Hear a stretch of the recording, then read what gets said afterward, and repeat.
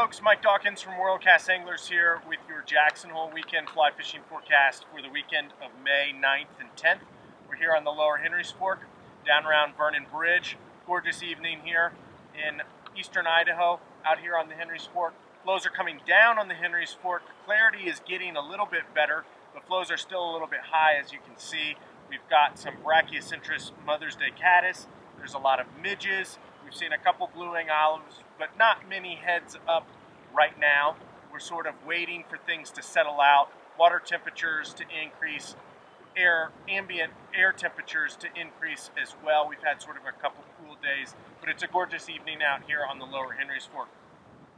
Last night we had our last spring webinar with Heather Hodson, Fishing Alaska. That's posted on the WorldCast Anglers blog if you want to check it out. It's totally awesome. She goes through all 5 salmon species, trout species, char, grayling, everything like that. So if you're looking for something to satisfy your angling appetite, definitely check it out on the WorldCast Anglers blog.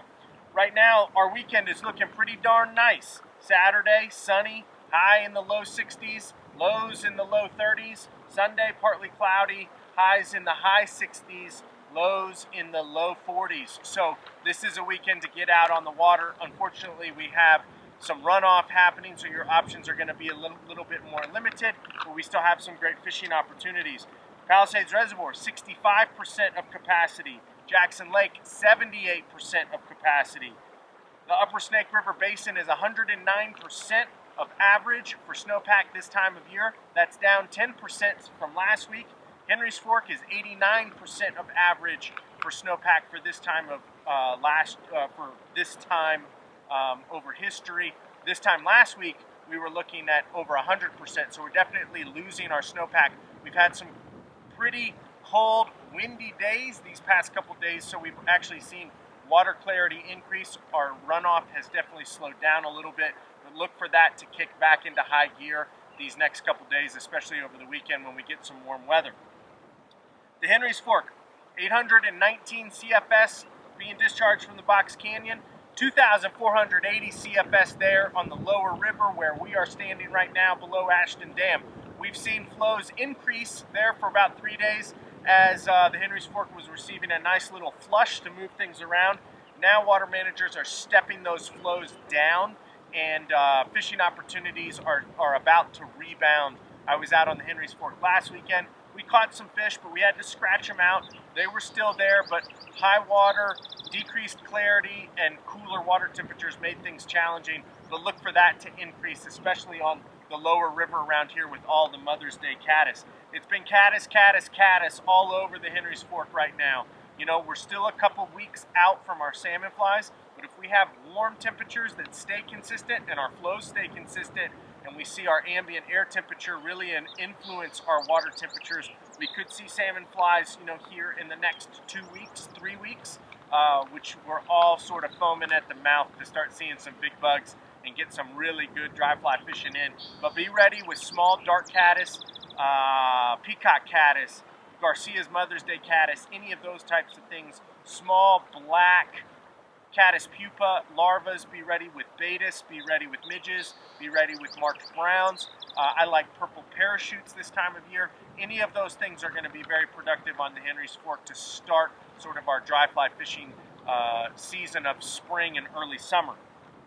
The South Fork of the Snake, 14,300 CFS there being discharged from Palisades Dam, 15,100 CFS there on the lower river around Heise, Lorenzo in that area. The South Fork, we don't really have much new to report about. We saw water clarity diminish as we saw some warmer temperatures where Sheep Creek, Palisades Creek, Rainy Creek, the Falls, Pine Creek, and some of those other areas were starting to pump in some runoff influence that were decreasing clarity. But our clarity has actually increased these past couple days with the cool days and cool nights. So we're really in that runoff wave. Early in the morning, some of these periods after cold, clear, cold nights and things like that are going to offer the best clarity, but they're going to offer the coldest temperatures. From the dam down to around the falls, you usually can really find some good water to fish, but once things start to let loose there around Rainy Creek, Pine Creek, the falls, and things like that, you can expect the lower river to get sort of muddy. So this may be the last weekend if you're looking to do an overnight or something like that before that water goes off color. The Snake in Jackson, 2,660 CFS being discharged from Jackson Lake Dam.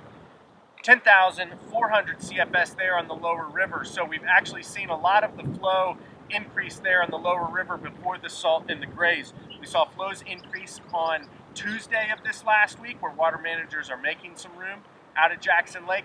Water clarity has been okay at best. We actually will probably see some good fishing opportunities here in the next couple of days with the clear cold nights that we've had. But once it hits 60 degrees, you can kiss the snake goodbye, sort of into runoff mode.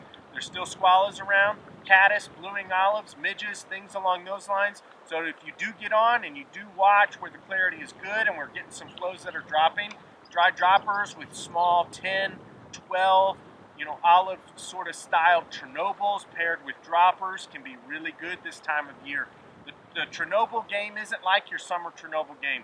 Keep them in those areas, keep them hunting, keep them flowing. You're going to have to really let those drifts finish out. Don't get too in a hurry. Be patient and let those bugs hunt, and you'll be quietly surprised with some productive big dry fly fishing if conditions present themselves on the snake. Teton, 340 CFS up there around Driggs, 1,390 CFS there on the lower river. The Teton, it's been up and down. It's been riding the runoff wave too. Clarity increases, flows decrease. Clarity decreases, flows increase. So we're right in that window right now where we're seeing some okay clarity because of the cool days and nights that we've had. But look for that to be of the days of the past here this weekend when things really warm up and things really let loose. Light nymph rigs, San Juan worms, small pheasant tails, beadhead prince nymphs, anything along those lines are going to be good there on the upper Teton if clarity presents itself. Small streamers, anything along like that can be really good.